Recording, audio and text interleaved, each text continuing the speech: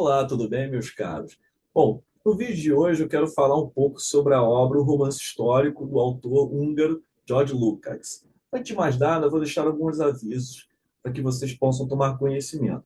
Eu não pretendo aqui fazer uma resenha da obra, mesmo porque vários outros especialistas já fizeram de tamanha erudição. Não pretendo também aqui falar exaustivamente sobre alguns pontos do livro, não é? Mas, acima de tudo, delinear algumas considerações sobre esse livro tão importante, publicado na década de 30.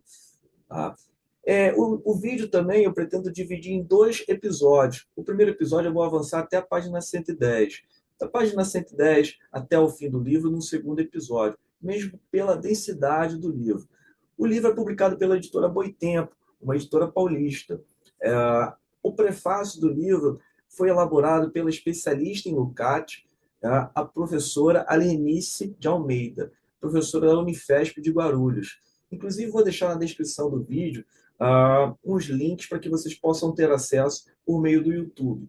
É interessante pensarmos que Lukács ele percorre praticamente o século XX. A sua erudição fez com que ele escrevesse obras seminais para entendermos tanto a teoria da literatura, a filosofia e a estética da arte, acima de tudo, que também ele foi crítico de arte na cidade de Moscou, quando ele morou lá durante o exílio, fugindo das tropas de Adolf Hitler. Né? Então, ele vai buscar escrever, inclusive, o próprio romance histórico durante o período de 1936 a 1937, na cidade de Moscou. Ele nasce em 1885, em Budapeste, e morre em 1971, na mesma cidade. Interessante pensarmos também que, além de história e consciência de classe, ele escreveu obras seminais, como Teoria do Romance. Inclusive, eu recomendo que vocês possam ler para conseguir também absorver um pouquinho do pensamento de Lukács no livro. O jovem Hegel é uma outra indicação também que eu deixo para vocês. Quem indica ele é a própria Lenice, no prefácio que ela elabora aqui a obra. A obra foi publicada numa tradução portuguesa só em 2010, 2011. Então, quer dizer, passaram-se mais de 50 anos para que a obra ganhasse uma tradução. Antes, ela teve uma versão em húngaro, em alemão, em francês, em espanhol, em português, infelizmente, só em 2010. É interessante pensarmos que é um livro seminal para compreendermos aspectos mais amplos do romance histórico, a sua origem, porque no livro, Lukács examina o romance histórico do autor escocês Walter Scott, com Ivanhoe, Rob Roy e Van Verley. O Walter Scott nasceu em Edimburgo, na Escócia, e escreveu essa tríade e outros mais que ajudaram a erguer o conceito de romance histórico na Europa. É interessante pensarmos que a trajetória de Lukács diz muito das análises que ele faz no romance histórico, porque as análises que ele faz é uma análise, digamos, de cunho dialético. Ele trabalha muito com essa questão do meio físico, da questão materialista, para entender também as questões do espírito, a questão da forma. É uma das grandes, digamos, chaves de leitura para compreendermos esse livro é a busca incessante que ele faz de trabalhar a investigação da forma do romance histórico. Qual forma seria essa?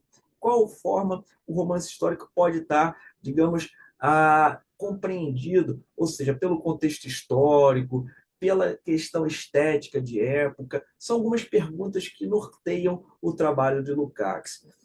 Interessante pensarmos que, além de Walter Scott, Lukács trabalha com outros autores também, outros romancistas. Né? Aqui ele vem a investigar, por exemplo, o Salambô do Flaubert, Madame Bovary também ele faz um apontamento, a questão do romance histórico do Tolstói, do Guerra e Paz, né, que são as batalhas de Napoleão Bonaparte, o drama histórico de Wolfgang Goethe. Tá? Interessante pensarmos que ele não elege só um romance histórico de Walter Scott. É uma obra publicada, como eu disse a vocês, pela editora Boitempo. São mais de 400 páginas. Não é? Eu tinha falado 300 e pouquinho, mas chega a 400 e poucas páginas. O período que ele vive digamos, na Europa, foi um período fértil de ideias. Tanto é que ele dialoga com Hegel, pensando melhor um pouco do que é essa filosofia da história, que é o próprio livro do Hegel, que é essa interessante noção que Hegel nos dá na introdução do livro, que é a compreensão da história pela questão dos continentes, continente africano, continente norte-americano, a América do Sul, como um surgimento do homem histórico. Interessante pensarmos também que Lukács trabalha muito com algumas formulações de outros pensadores também. E escritores, como eu disse a vocês, Honoré de Balzac, o próprio Tolstói, Flaubert. Né? Ele se filia, logo no início da sua carreira, o Lukács, com o pensamento de Immanuel Kant.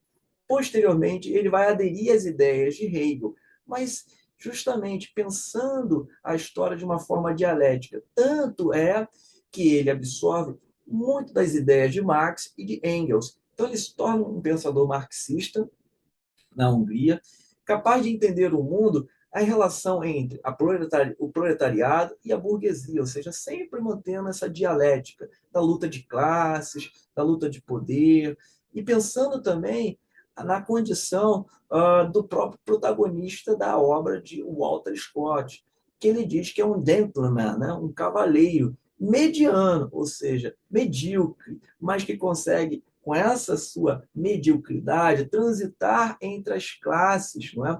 Porque o Ivanhoé, que é o romance em que Lukács se debruça na sua análise, além do Vanderlei, do Rob Roy, é a ideia de que os saxões e os normandos estão numa luta constante.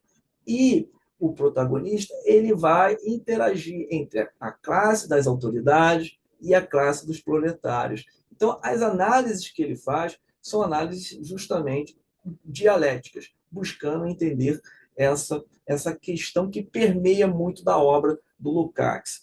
Então, como eu disse a vocês, eu vou recorrer a algumas anotações que eu fiz da obra, tá? Para vocês entenderem um pouco mais.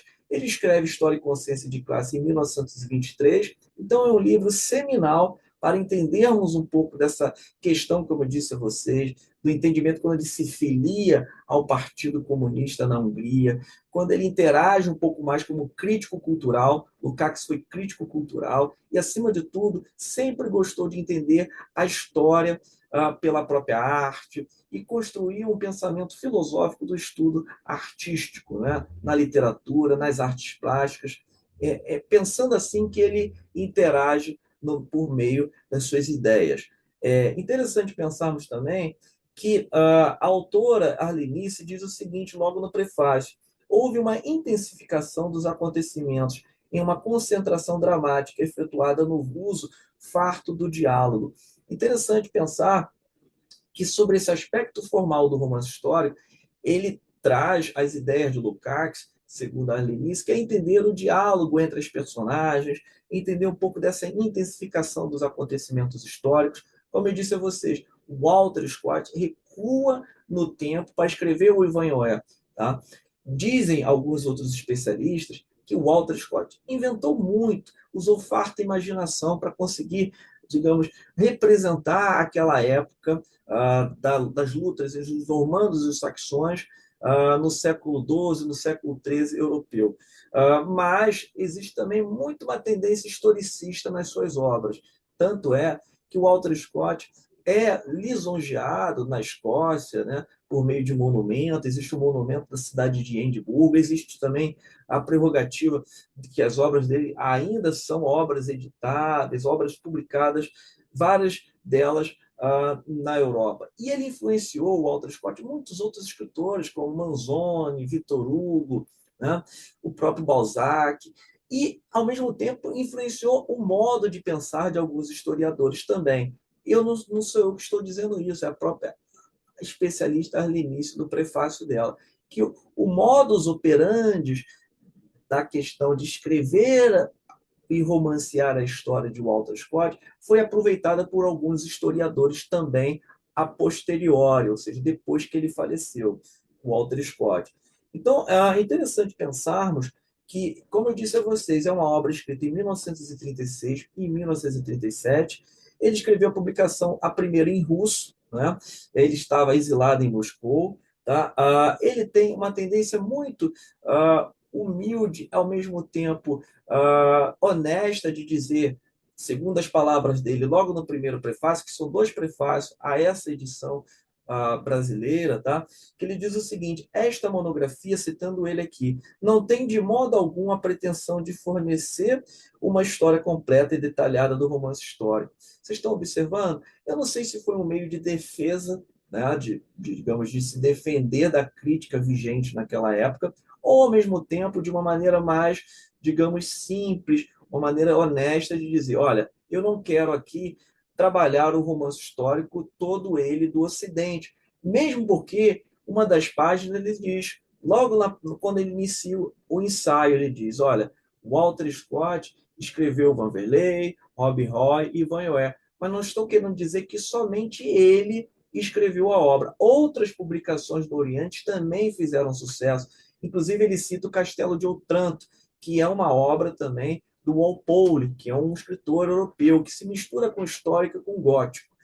Tá? Interessante pensarmos, então, que ele diz o seguinte, o próprio Walter Scott, ele traça um painel histórico de fundo sobre o iluminismo, as ideias do iluminismo. Tá? Inclusive, ele diz o seguinte, que é um equívoco pensarmos que o iluminismo não influenciou a forma do romance histórico. Né?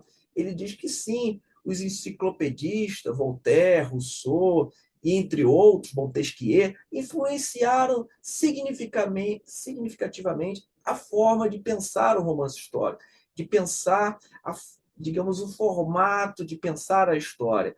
E a Revolução Francesa de 1789 também é muito importante também para compreendermos as nuances da história e, acima de tudo, a forma como as massas se aproximam dos acontecimentos históricos, tá? Inclusive com as batalhas de Napoleão Bonaparte, com a ascensão e a queda de Napoleão Bonaparte. Então, 1789 até 1814 foi um período muito frutífero, houve uma celeridade de acontecimentos históricos, tá?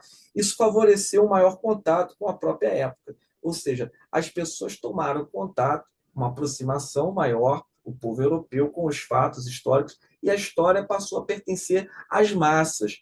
E é a partir daí também que o romance histórico de Walter Scott toma uma vigência maior, adquire um estatuto, digamos, artístico e, ao mesmo tempo, de leitores, uma camada de leitores na Europa, uma camada significativa vai ler os romances históricos de Walter Scott, né? Inclusive virou uma moda febril na Europa, né, no período do século XIX, em que Walter Scott era lido e relido por muitas classes, não é? As classes mais abastadas, logicamente, que tinham condições, acesso à educação, ao mesmo tempo de ler os livros de Walter Scott. Interessante também, eu vou ler aqui um trecho do livro, na página 40, peço licença a vocês, que quando ele constrói todo esse arsenal historicista de época, né? Falando sobre a Revolução Francesa de 1789, falando um pouco das batalhas de Napoleão Bonaparte, um pouco antes do Iluminismo, ele diz o seguinte, cito, criam-se possibilidades concretas para que os homens apreendam sua própria existência como algo historicamente condicionado. Vejam na história algo que determina profundamente sua existência cotidiana, algo que lhes diz respeito diretamente, na página 40. Então, como eu disse a vocês, as pessoas passam a enxergar na história fruto do próprio pertencimento, da condição, digamos, das modificações dos hábitos e dos costumes de viver, não é? Então as pessoas passam a ter a vontade também de ler o romance histórico e, acima de tudo, conhecer esses romancistas. Interessante pensarmos também que o Walter Scott nunca sequer leu Hegel. Tá? E se tivesse lido, quem está dizendo isso é o Lukács, não conseguiria compreender muita coisa. Tá? O romance histórico escotiano é continuação direta do grande romance social realista do século XVIII. Interessante pensarmos também que esse romance documental, realista, amarrado às referências de época, tá, já existia antes do romance histórico. Tá? Só para vocês terem uma ideia, o romance ganhou um vulto na Europa com os sofrimentos do jovem Werther do Wolfgang Goethe, né? É uma obra seminal publicada em 1774, se não estou equivocado. Então, é uma obra que descortina essa avalanche, digamos, de sentimentalismo, de exacerbação do nacionalismo. Então, vamos dizer que o próprio Lukács ele vai delinear algumas considerações também importantes para dizer o seguinte, que é raro, citando ele aqui na página 49, é raro que o Walter Scott fale do presente. Em seus romances, ele não aborda as questões sociais do presente inglês, como ocorrera incipiente. Ele é incisivo na luta de classe entre a burguesia e o proletariado. Na medida em que ele pode responder por si mesmo a essas questões, ele faz pelo viés da figuração ficcional das etapas mais importantes da história inteira da Inglaterra. Então, devemos pensar que a figuração por meio de algumas personagens na obra de Walter Scott, ela se dá justamente por essa oposição entre a burguesia e o proletariado. Tá? Como eu disse a vocês anteriormente, uma passagem significativa na obra de Lukács, ele diz o seguinte, na página 49, ele diz, o herói do romance escotiano é sempre um gentleman, em inglês, mediano, mais ou menos medíocre em geral. Este possui certa inteligência prática, porém não excepcional, certa firmeza moral e honestidade, que beiram o sacrifício, mas jamais alcançam o nível de uma paixão humana, arrebatadora de uma devoção entusiasmada a uma causa grandiosa. Fim de citação. Então, vocês estão percebendo que essa mediocridade o faz que o próprio leitor identifique também, naquela época, qual é a transição, né, entre o herói, que está ali lutando entre os normandos e os saxões, mas, ao mesmo tempo, em busca da mulher amada, né, porque a obra percorre uma busca rigorosa por uma mulher, e, ao mesmo tempo, ele consegue transitar entre essas classes. Eu vou ler aqui uma parte da página 81, que ele diz sobre o Ivanhoé. Walter Scott, Lukács, diz, figura o problema central da Inglaterra medieval, a oposição entre saxões e normandos. Ele mostra com muita clareza que essa oposição se dá, sobretudo, entre servos saxões e senhores feudais normandos. É interessante pensarmos também que na Europa nós tínhamos uma transição econômica também do feudalismo, mercantilismo, até chegar ao capitalismo, né? Então, diante dessa transição econômica, o próprio Lukács se debruça sobre isso para explicar quais são essas passagens que também iluminam, de certa forma, a característica do próprio escritor de escrever a sua narrativa. Eu gostaria de encerrar o vídeo de hoje por aqui. Creio eu que, diante de uma obra tão instigante, tão curiosa, tão elucidativa e, acima de tudo, erudita, o Walter Scott e com o próprio Lukács examinando a sua obra, eu creio que é uma obra que nós, leitores, precisamos ler e reler se desejamos trabalhar com o romance histórico. Quem gostou do vídeo,